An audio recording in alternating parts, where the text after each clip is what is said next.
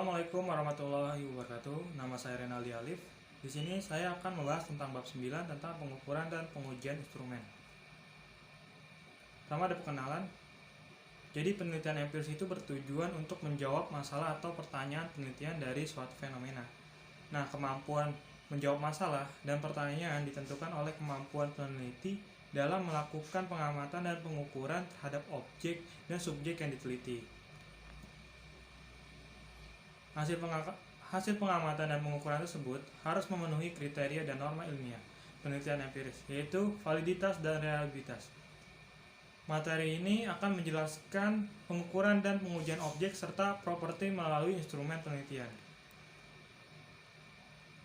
Pengukuran objek dan properti. Nah, jadi objek itu merupakan target penelitian empiris. Objek adalah suatu yang dapat berbentuk bersifat fisik atau abstrak, yaitu pengalaman atau suatu yang tidak konkret, sifatnya abstrak. Sebagai target penelitian, objek harus dapat diukur. Nah, harus dapat diobservasi. Pengukuran. Penugasan angka atau simbol terhadap ragam karakteristik atau nilai variabel sesuai dengan aturan yang berlaku. Nah, berikut ini adalah level tipe pengukuran. Ada 3. Yang pertama ada variabel nominal atau kategori, atau kualitatif atau diskrit atau dikotomus.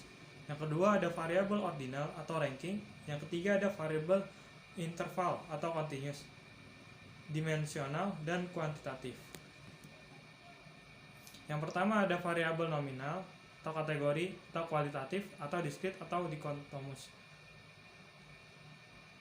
Nah, level pengukuran paling mendasar yang menentukan kategori pada setiap nama kategori, namun tidak mengandung nilai. Perlakuan terhadap variabel berskala respon nominal tidak dapat menggunakan formula rata karena tidak menghasilkan makna apapun. Contohnya itu rata gender tidak bermakna apapun. Rata gender itu ada 2, perempuan dan laki-laki. Yang kedua ada variabel ordinal atau ranking. Nah, pengertiannya adalah tidak hanya bersifat saling meniadakan pilihan kategori, tetapi juga setiap kategori diurut berdasarkan ranking nilai terendah hingga nilai tertinggi. Nah, contohnya itu ada jenjang pendidikan, ada SD, SMP, SMA. Ada kelas 1, 2, 3, 4, 5, 6 untuk jenjang SD. Nah, selanjutnya itu skala respon ordinal ini memiliki jangka antar kategori yang tidak sama, sehingga skala respon ordinal tidak terdistribusi secara normal dan hanya memiliki kategori kurang dari 4. Yang ketiga ada variabel interval atau continuous atau dimensional atau kuantitatif. Nah, skala respon interval terdistribusi mendekati normal dan tidak hanya memiliki ranking, tetapi juga frekuensi dengan jarak antar kategori yang sama sehingga terdistribusi normal.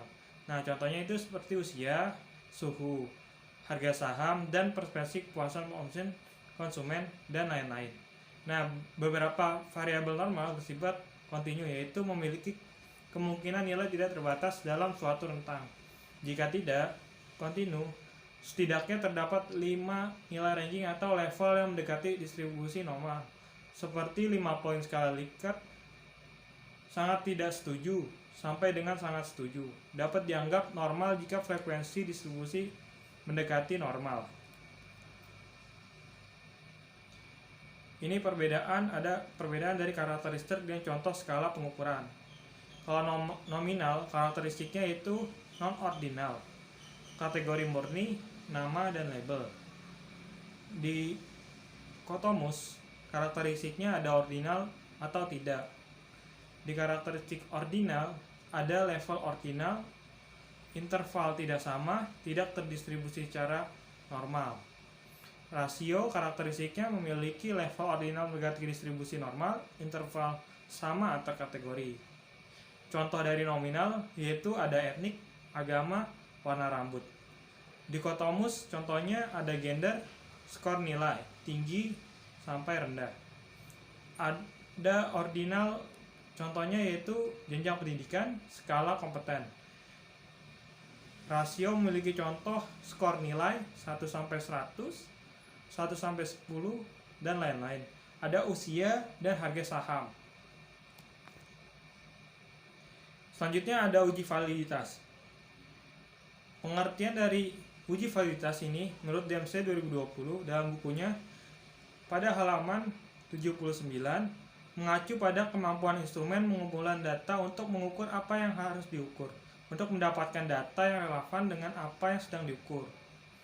Nah, sebuah instrumen ini dianggap memiliki validitas yang tinggi jika instrumen tersebut benar-benar dapat disajikan alat untuk mengukur sesuatu secara tepat. Nah, validitas ini merupakan ciri yang harus dimiliki oleh instrumen pengukuran karena berhubungan langsung dengan dapat tidaknya data dipercaya kebenarannya. Selanjutnya ada macam-macam validitas. Di sini menurut Sudarwan dan Nim dan Darwis, yaitu adalah validitas subjektif. Nah, validitas subjektif ini merupakan jenis validitas yang kriterianya sepenuhnya ditentukan berdasarkan pertimbangan peneliti. Selanjutnya ada validitas isi. Ini menurut Donald Ari dan kawan-kawan pada tahun 1992. Validitas isi ini merujuk pada sejauh mana instrumen tersebut mencerminkan isi yang dikehendaki. Terus ada validitas kriteria. Nah, ini menunjuk pada hubungan antara skor yang diperoleh dengan instrumen tertentu sebagai kriteria yang mandiri dan dipercaya. Selanjutnya ada validitas konstruk. Nah, ini menunjukkan kepada sejauh mana hasil pengukuran dapat ditafsirkan menurut bangunan pengertian tersebut. Selanjutnya ada uji reliabilitas. Reliabilitas ini menunjukkan tingkat konsistensi dan stabilisasi alat ukur atau instrumen penelitian dalam mengukur suatu konsep atau konstruk. Nah, konsep reliabilitas ini sejalan dengan validitas konstruk atau kuantitatif. Nah, konstruk valid sudah pasti reliable. Nah, sebaliknya kalau konstruk yang reliable belum tentu valid. Nah, oleh karena itu pada umumnya peneliti mengutamakan pencapaian validitas konstruk dibandingkan reliabilitas. Ketika validitas konstruk tidak tercapai, maka peneliti kemudian berharap setidaknya dapat mencapai reliabilitas.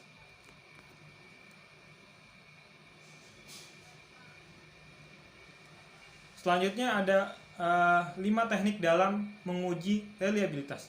Yang pertama ada Cronbach-Alpha, yaitu metode untuk mengukur reliabilitas konsistensi internal skala-skala item berganda. Yang kedua ada test reliability, yaitu metode untuk mengukur reliabilitas satu skor atau instrumen tunggal yang diuji secara berulang. Yang ketiga ada equivalent from reliability, yaitu metode untuk mengukur reliabilitas suatu skor atau instrumen yang disusun secara paralel dalam satu format kuesioner. Yang keempat ada internet atau inter-observer reliability index, yaitu digunakan ketika jawaban-jawaban responden berbentuk penilaian seperti format pertanyaan terbuka dalam kuesioner atau hasil observasi. Yang terakhir ada Cohen-Kappa, itu mengukur reliabilitas iterator atau inter-observer ketika data berskala nominal. Ya, sekian dari saya materi yang telah saya sampaikan. Mohon maaf jika ada salah-salah kata. Terima kasih.